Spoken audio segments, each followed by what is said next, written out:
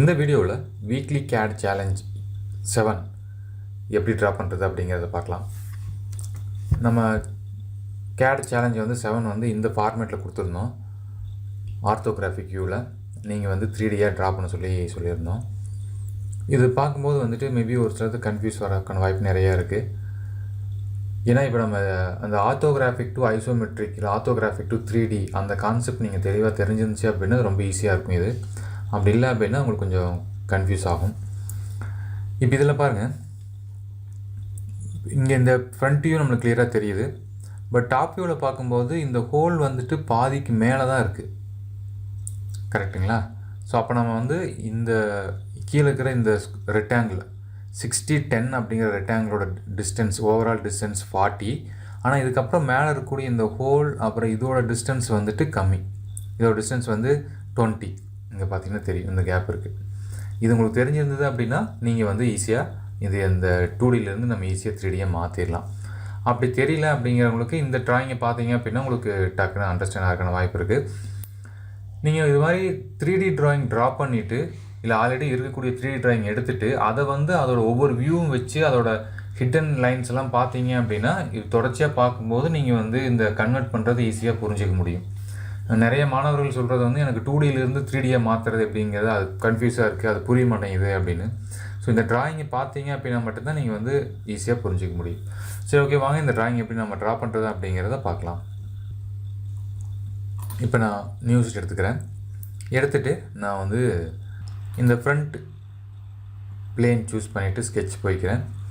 அதே மாதிரி நீங்கள் ட்ரா பண்ணுறது எப்படி வேணாலும் ட்ரா பண்ணலாம். நான் ஃப்ரண்ட் பிளேன் சூஸ் பண்ணி ட்ரா பண்ணுறேன். மேபி ஒரு சிலருக்கு நீங்கள் ஃபஸ்ட்டு டாப் லைன் ட்ரா பண்ணிவிட்டு அதுக்கப்புறம் ஃப்ரண்ட் பிளேன் ட்ரா பண்ணலாம். அதெல்லாம் உங்களுடைய ஓன் க்ரியேட்டிவிட்டி தான். ஸோ இது 20. இது டோட்டல் ஹைட் லென்த் 60 இருக்குது.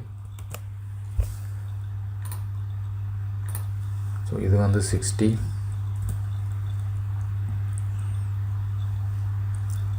இதுக்கு மேலே ஒரு சர்க்கிள் வந்திருக்கு. அதிலிருந்து இன்னொரு சர்க்கிள், 2 சர்க்கிள் வந்திருக்கு. அதோட டைமென்ஷன் டயாமீட்டர் 20, டயாமீட்டர் 40.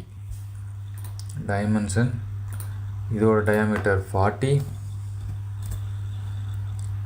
இதோட டயாமீட்டர் 20.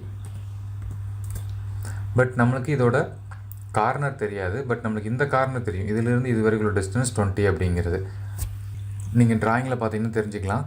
கீழேருந்து இதோட டோட்டல் ஹைட்டு 20 கொடுத்துட்டாங்க. அதே மாதிரி இங்கேருந்து இதோட ரேடியஸ் 20. அப்போ இங்கேருந்து இது வரைக்கும் உள்ள டிஸ்டன்ஸ் 20. இப்போ நான் டைமென்ஷனில் போயிட்டு இதோட சென்டர்லேருந்து இது வரைக்கும் உள்ள ஹைட் 20. அடுத்தது இங்கிருந்து இது வரைக்கும் உள்ள ஹைட்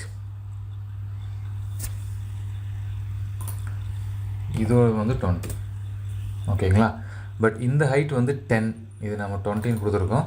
இது 10.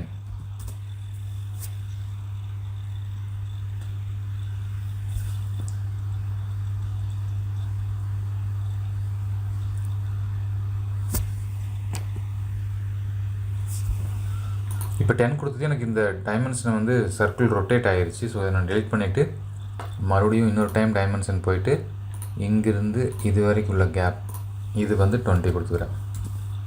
ஓகேங்களா? ஸோ இப்போ கரெக்டாக செட் ஆகிடுச்சு. ஸோ இப்போ நம்ம அதே மாதிரி 10க்கு வரைஞ்ச மாதிரியே 20க்கும் ஒரு லைன் இருக்குது. நான் என்ன பண்ணிக்கிறேன்னா இங்கேருந்து ஸ்டார்ட் பண்ணி அந்த லைனை ட்ரா பண்ணுறேன். கரெக்டாக இதோட மேட்ச் ஆகிடுது. அடுத்தது இங்கேருந்து இது வரைக்கும் இதோட ஜாயின் ஆகுது. ஸோ இப்படியும் ஒரு லைன் இருக்குது. ஓகேங்களா? இப்போ நம்ம டெலிட் செக்மெண்ட்டில் இதை டெலிட் பண்ணிக்கலாம். இதையும் டெலிட் பண்ணிடலாம். இந்த லைன் வேண்டாம், இந்த லைனும் வேணாம். ஓகேங்களா? அடுத்தது இந்த இடத்துல ஒரு ஃபில்லட் வந்திருக்கு. அதுவும் நம்ம ட்ரா பண்ணிக்கலாம். ஃபில்லட்டில் போயிட்டு இதுக்கும் நடுவில் ஒரு ஃபில்லட்டு. இதோட ரேடியஸ் பார்த்தீங்கன்னா 10 கொடுத்துருக்காங்க. இங்கே கொடுத்துருக்காங்க 10. ஸோ இது 10. ஓகேங்களா? இப்போ இந்த ஸ்கெட்சை நான் அப்டேட் பண்ணிக்கிறேன்.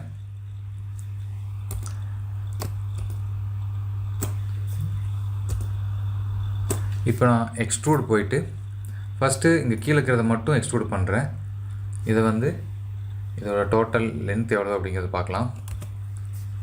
40 இருக்குது. ஸோ கீழே இருக்கிறத இப்போ ஃபுல்லாக 40 வரணும். எனக்கு வந்து ஆப்போசிட் டைரெக்ஷனில் வரணும். அதனால் -40 அப்படின்னு கொடுக்குறேன். ஓகேங்களா, இது வந்துடுச்சு.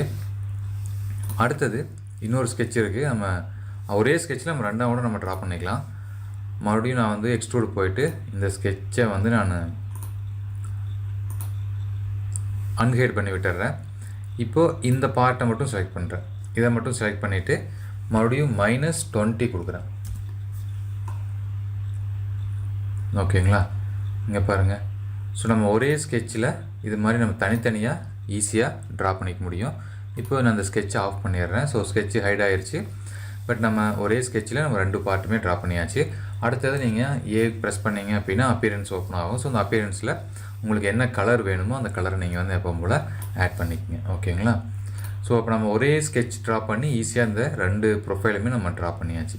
அடுத்தது இது எப்படி நம்ம வந்து ஒரு ட்ராயிங் ஃபார்மேட்டுக்கு எடுத்துகிட்டு வர்றது அப்படிங்கிறத பார்க்கலாம். ஸோ இப்போ நம்ம க்ரியேட் பண்ண ட்ராயிங் இப்படி இருக்குது. நான் கலர்லாம் கொடுத்ததுக்கப்புறம் இப்படி சேஞ்ச் ஆகிடுச்சு. இதில் நான் வந்து டிசைனில் போயிட்டு ட்ராயிங் அப்படிங்கிறத சூஸ் பண்ணுறேன். ஃப்ரம் டிசைன் அப்படிங்கிறத செலக்ட் பண்ணிக்கிறேன்.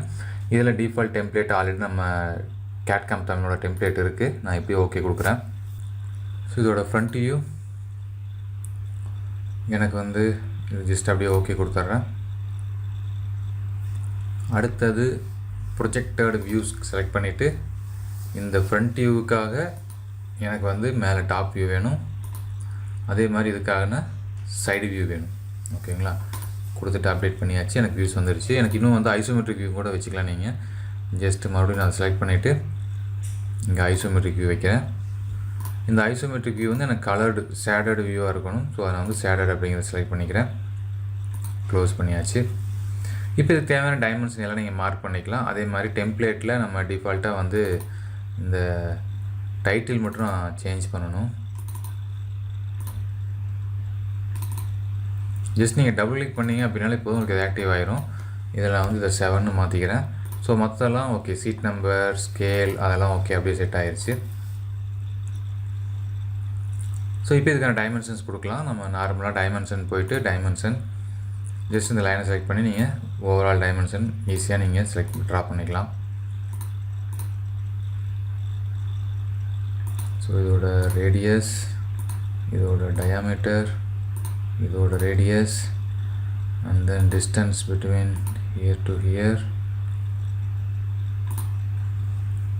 ஓகேங்களா, ஸோ உங்களுக்கு எல்லா தேவையான எல்லா டைமென்ஷனும் வந்துருச்சு. ஓகே, இப்போ எனக்கு வந்து இதில் 2 டிஜிட் இருக்குது 0.00 அப்படின்னு. எனக்கு அந்த 0.00 வேண்டாம். ஜஸ்ட் நான் இங்கே செட்டிங்ஸில் போயிட்டு இங்கே யூனிட்ஸ் அப்படிங்கிற இந்த ஆப்ஷனுக்கு உள்ளே போனீங்க அப்படின்னா இங்கே வந்து ஜீரோஸ் யூனிட்ஸ் அப்படின்னு இருக்கும். அதை வந்து இந்த ஃபஸ்ட்டு இது வந்து ஆக்டிவேட் பண்ணிவிட்டு செகண்ட் இருக்கிறத வந்து டீஆக்டிவேட் பண்ணிடுங்க. பண்ணிவிட்டு ஓகே கொடுத்துட்டீங்க அப்படின்னா உங்களுக்கு அது சேஞ்ச் ஆகிரும். நெக்ஸ்ட்டு சேவ் பண்ணிக்கோங்க. சேவ் பண்ணும்போது க்ளவுடில் சேவ் ஆகும். அடுத்தது explore, open PDF, all sheet. So எனக்கு டிஃபால்ட்டாக வந்து இந்த லொக்கேஷனில் சேவ் ஆகணும். சேவ் ஆயிடுச்சு. சேவ் ஆனதுக்கப்புறம் ஆட்டோமேட்டிக்காக நம்மளுக்கு ஓப்பன் ஆயிடுச்சு. ஓகேங்களா, ஸோ இந்த ட்ராயிங் நீங்கள் இது மாதிரி ட்ரா பண்ணுங்கள். இதே மாதிரி அடுத்த ட்ராயிங் எப்படி ட்ரா பண்ணலாம் அப்படிங்கிறத அடுத்த வீடியோவில் பார்க்கலாம். நன்றி, வணக்கம்.